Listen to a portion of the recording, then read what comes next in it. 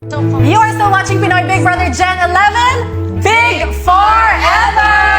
And yes, nandito pa rin sila sa hot seat, JM and Fiang! Yun, no? Taray, may pa-fireworks. Ganun ba yung nararamdaman? Yes? No? Hindi alam niyo yung sinagot niya.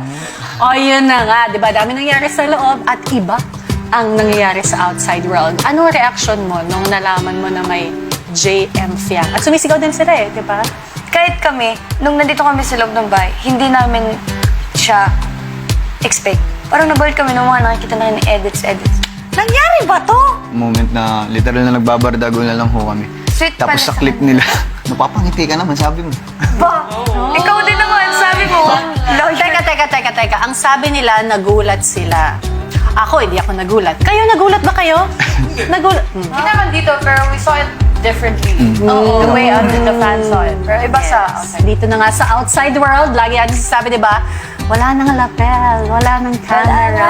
Yes. So after, anong naging expectation nyo sa isa't isa nung paglabas niyo ng bahay? Unexpected ko lang, hindi ako niya papansin yung big winner eh. I mean, may na-expect ko kasi normal na buhay, saka hindi ko rin naman ina-expect na ganito magiging takbo ng buhay ko sa ngayon. Talaga? In-expect mo hindi kita papansin? Totoo? I mean, mawala na ho yung banda na buo dito. Kasi wala rin ako nakakausap sa ibang housemate that time. So ninisip ko lang, baka ganun din kay Fiang. Oo. Expect ko talaga with the Madam B. Nag-chat niya talaga ako. Hoy, nag-usap tayo nandito. Wala na kasi lapel. So, walang kilip. Yan.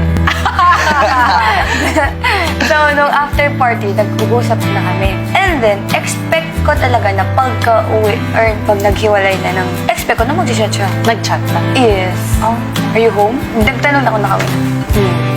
JM, maliban kay Fiang, meron ka bang chinat na iba ng Are You Home? Si Vinsay po.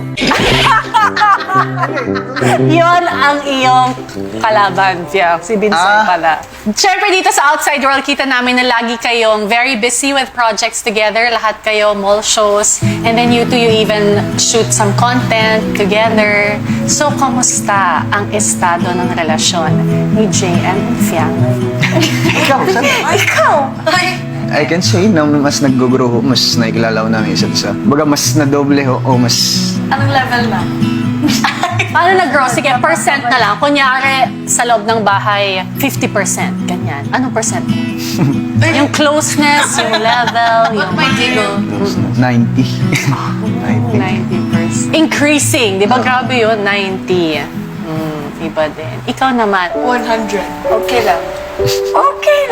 Same thing po. Mas nakikilala ko siya bilang si JM.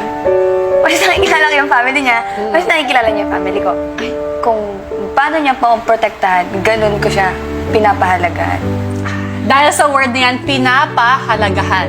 Yes. Gaano ka-importante si Fiang sa buhay mo, JM, ngayon, on a scale of 1 to 11?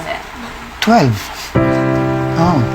Sa buhay ko ho ngayon, kasi sa ngayon, 12. Nung sinimulan ko ho, ito, itong path na to, nandiyan ho si Fiang. I mean, si Fiang ho yung nag-guide sa akin, si Fiang ho yung nagsasabi na dapat kong gawin.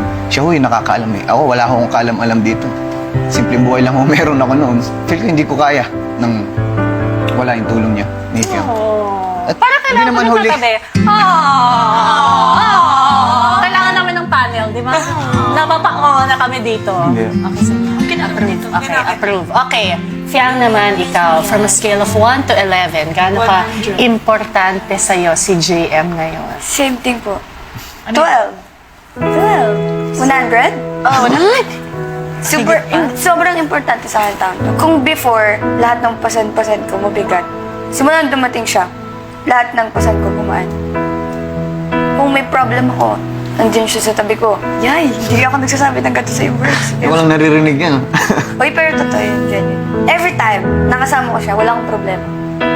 Parang, it's me and him against the world. Yes. Uy, ano na yun? Kapawang. Hindi! Every time na, Pero wala akong, hindi naman lingid sa kaalaman natin kung gaano kaingay yung mundo ngayon. Bash dito, bash dyan. Super. Every time na magkasama kami, ay bingi ho eh. Tahimik pag magkasama kami dalawa. May one question pa ako. Okay lang tapos.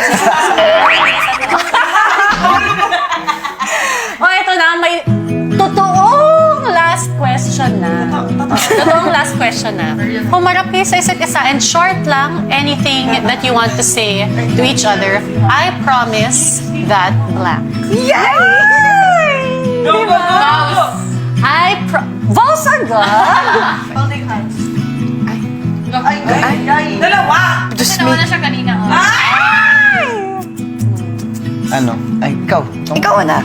I promise, whatever happens sa karir mo, sapat na to sa industriyang to. Hindi ako mawawala sa tabi mo.